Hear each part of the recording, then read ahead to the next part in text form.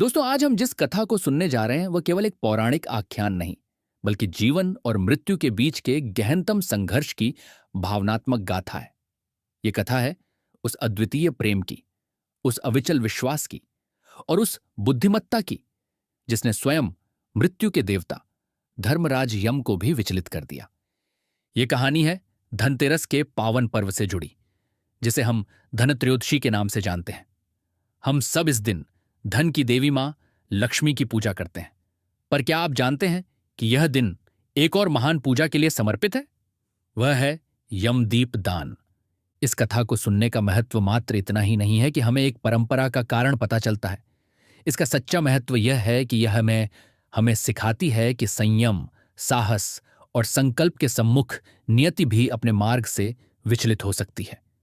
जो कोई भी इस पवित्र कथा को श्रद्धापूर्वक सुनता है और यमदीप दान का विधान करता है, उसे अकाल मृत्यु के भय से मुक्ति मिलती है। यह कथा जीवन की सबसे बड़ी त्रासदी, असमय, मृत्यु पर विजय प्राप्त करने का मंत्र है। तो आइए, आज हम उस ऐतिहासिक रात की गहराइयों में उतरते हैं जब एक राजकुमारी के स्नेह और मेधा ने कालचक्र को ही थाम लिया था। प्राचीन काल की बात है। भारतवर्ष के एक सुरम्य राज्य पर राजा हिमा का शासन था। उनका राज्य धन धान्य से परिपूर्ण था। प्रजा सुखी और संपन्न थी। राजा हिमा स्वयं एक धर्मनिष्ठ, न्यायप्रिय और कला प्रेमी शासक थे। उनके जीवन में किसी वस्तु की कमी नहीं थी, सिवाय एक उत्तराधिकारी के।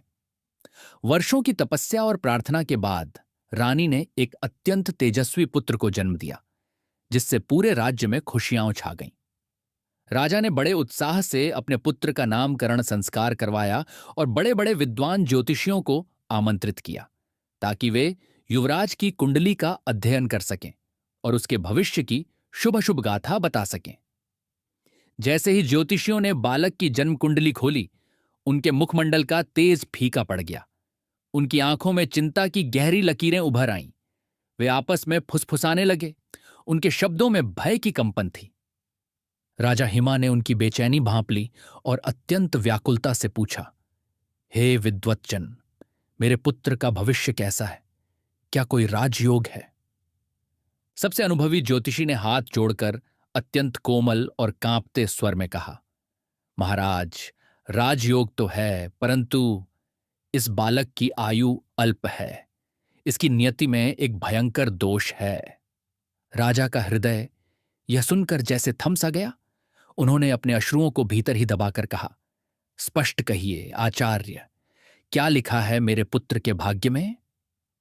राजन, ज्योतिषी ने गहरी सांस ली, इस शुभ बालक का विवाह जिस दिन होगा, उसके ठीक चौथे दिन इसे सर्पदंश होगा और इसकी जीवन लीला समाप्त हो जाएगी। यह अकाल मृत्यु इसके भाग्य में अटल लिखी है। यह सुनकर राजा हिमा का मन शोक के सागर में डूब गया। जिस पुत्र के लिए उन्होंने इतना तप किया था, उसकी ऐसी दारुण नियति। उन्होंने उस दिन से ही अपने पुत्र को मृत्यु के इस भयानक शाप से बचाने का अटल संकल्प लिया। राजा हिमा ने एक अविश्वसनीय निर्णय लिया।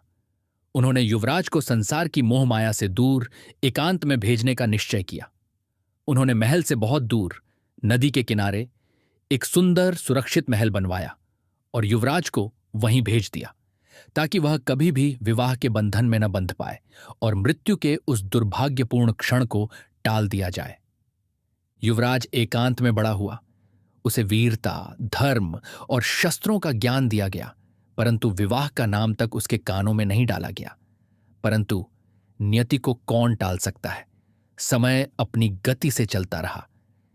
जब युवराज यौवन की दहलीज पर खड़ा हुआ, तो एक अत्यंत रूपवती और गुणवती राजकुमारी का आगमन उस नगर में हुआ। युवराज और राजकुमारी की दृष्टि मिली और वे एक दूसरे के प्रेम में पड़ गए। राजकुमारी न केवल रूपसी थी, बल्कि वह असाधारण रूप से बुद्धिमान और धर्मशास्त्रों की झाता थी। जब राजा हिमा को इस प्रेम के विषय में झांत हुआ, तो उनके हृदय में एक बार फिर वही भयंकर भविष्यवाणी गूंज उठी। बहुत समझाने पर भी जब युवराज और राजकुमारी नहीं माने, तो राजा हिमा को भारी मन से उनका विवाह करवाना पड़ा। महल में शहनाइयां बजीं, पर राजा के मन में मृत्यु का डंका बज रहा था। विवाह के 3 दिन सुख शांति से बीत गए। चौथे दिन की वह भयानक रात आ चुकी थी, जिसका वर्णन ज्योतिषियों ने वर्षों पहले किया था। जैसे ही सूर्यास्त हुआ, पूरे महल पर एक अदृश्य भय का साया पसर गया। युवराज के कक्ष में राजकुमारी बैठी थी। उसका मुखमंडल यद्यपि शांत था, पर उसकी आंखों में अटूट संकल्प की ज्योति चमक रही थी। उसने अपने पति के भाग्य की क्रूरता के बारे में सुन लिया था, पर उसने हार मानने से इनकार कर दिया था।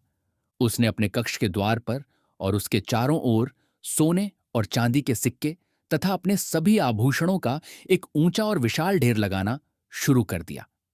वह एक एक सिक्का इतनी श्रद्धा से रख रही थी मानो वह मृत्यु की दीवार बना रही हो। उसने अपने सेवकों को आदेश दिया कि वे सोने और चांदी के ढेर के चारों ओर और पूरे कक्ष में दीपक ही दीपक प्रज्वलित करें। एक दो नहीं, बल्कि हजारों दीपक। तेल और घी के छोटे बड़े दियों से वह कक्ष स्वर्गलोक की तरह जगमगा उठा। राजकुमारी ने युवराज को अपने पास बिठाया। उसके स्वर में अपार ममता और स्नेह भरा था। उसने कहा, प्रियतम, आज की रात हमें जागकर बितानी है।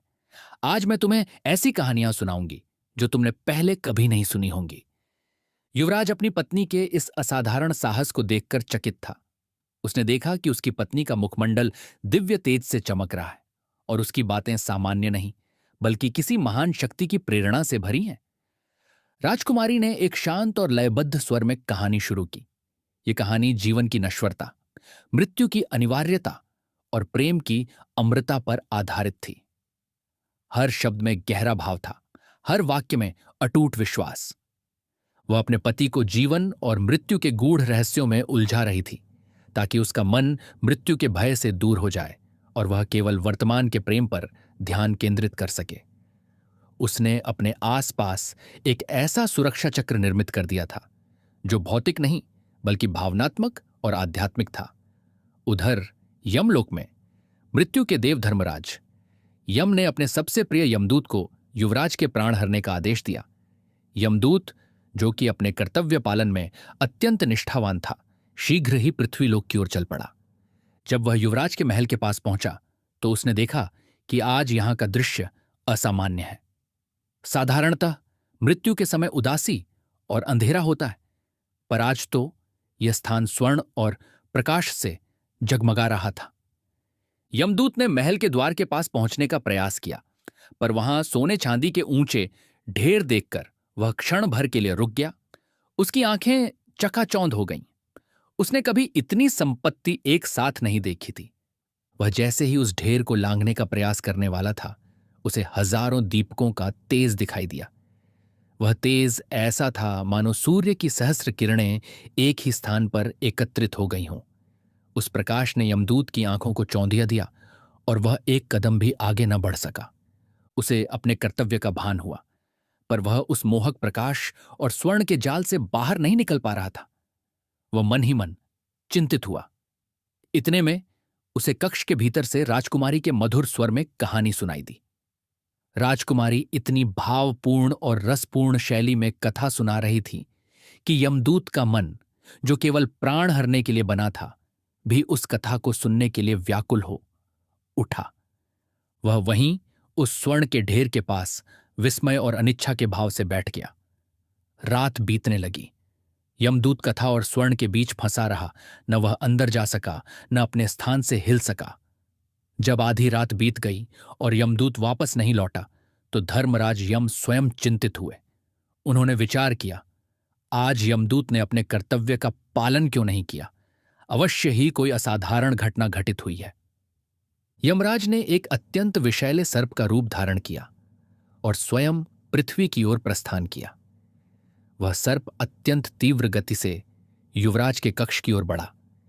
जैसे ही सर्प रूपी यमराज ने कक्ष के द्वार पर कदम रखा, उनकी दृष्टि भी पहले स्वर्ण के पर्वत पर पड़ी।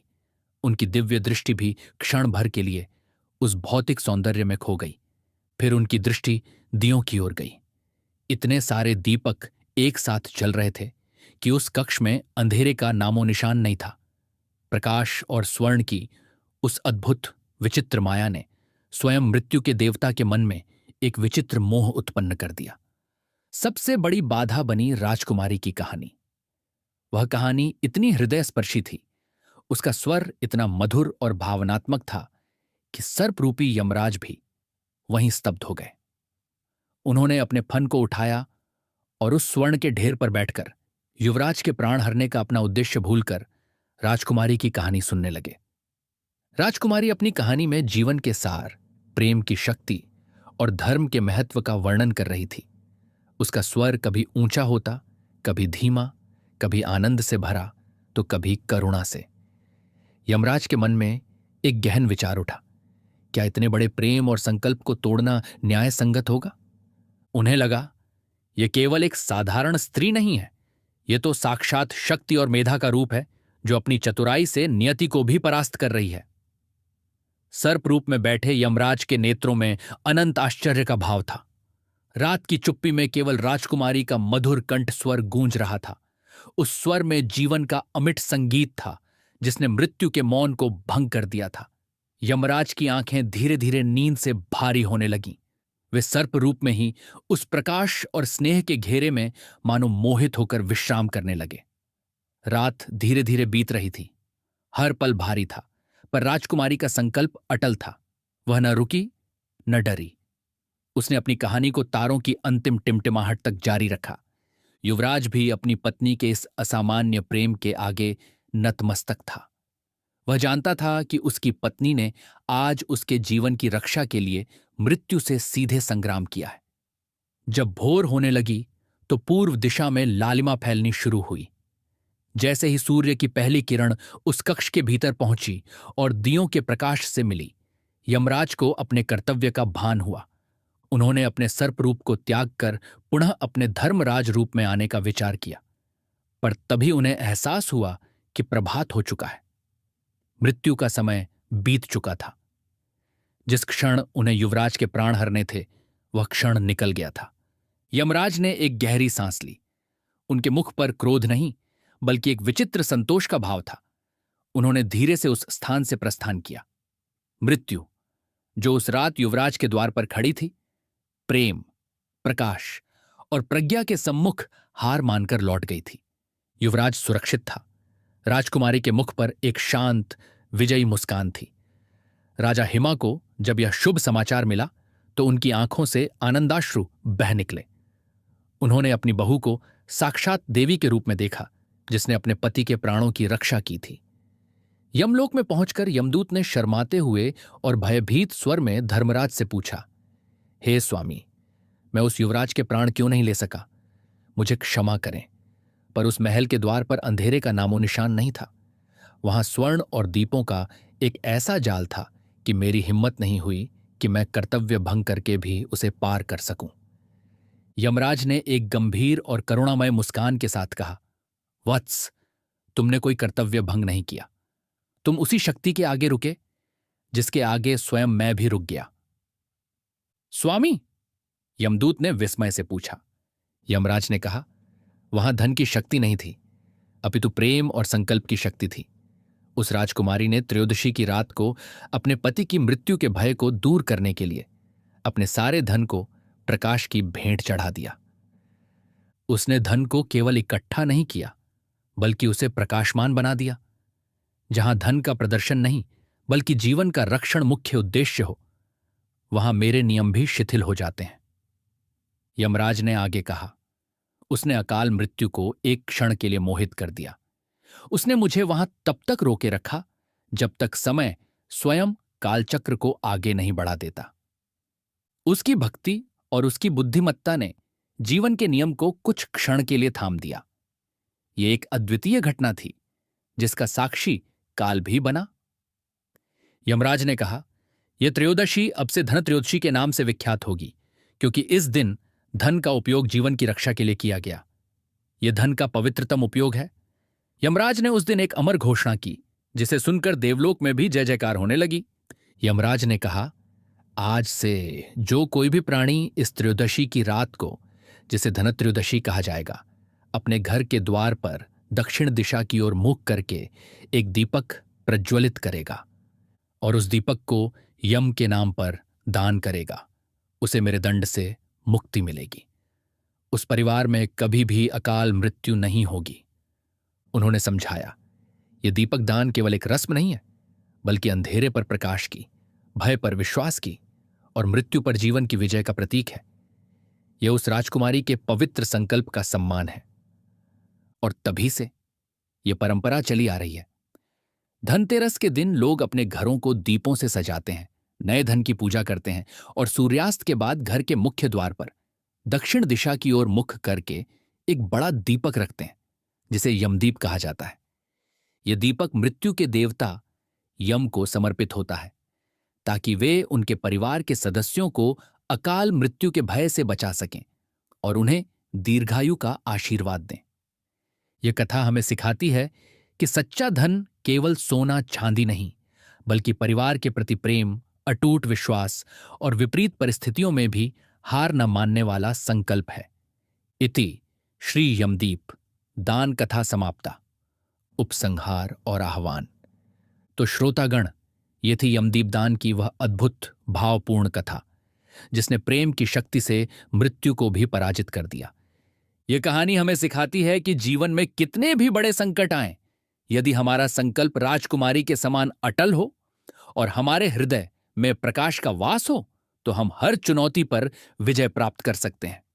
इस धनत्रयोदशी पर आप भी यमदीप दान का यह पवित्र विधान अवश्य करें और अपने परिवार को दीर्घायु तथा आरोग्य का आशीर्वाद प्रदान करें। अगर आपको यह कहानी अच्छी लगी हो और यह आपके हृदय को छू गई हो, तो लाइक करें। ऐसी ही अन्य प्रेरणादायक, पौराणिक और भावनात्मक कहानियों को सुनने के लिए हमारे चैनल को तुरंत सब्सक्राइब करें और घंटी का बटन, बेल आइकन दबाना न भूलें, ताकि अगली कथा आपसे छूट न जाए।